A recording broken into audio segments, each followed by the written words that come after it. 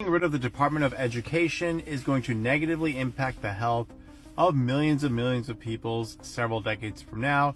Here's how. One of the best predictors for better health outcomes, at least in this country, is your education level.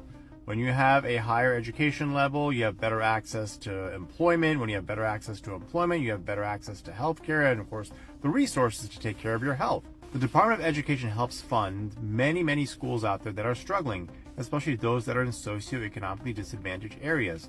And with the destruction of the Department of Education, I wholeheartedly expect the education level to suffer for those poor kids in these areas.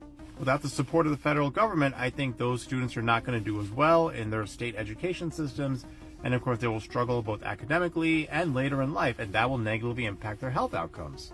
You know, when I see like a young person in clinic for their annual physical, like an 18, 19, 20-year-old, they usually don't have a lot of things wrong with their health. They're healthy. They're 19 to 20 years old, right? And so one of the most important things I ask them is that, what are you going to do with your life?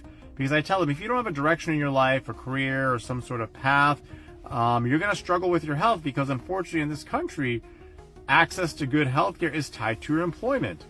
So there you go, folks. Education and health is intimately linked. I am so disgusted by the fact that the Department of Education is going to be dismantled, and I worry about those kids that are going to be affected, not just for their education, but for their long-term health as well.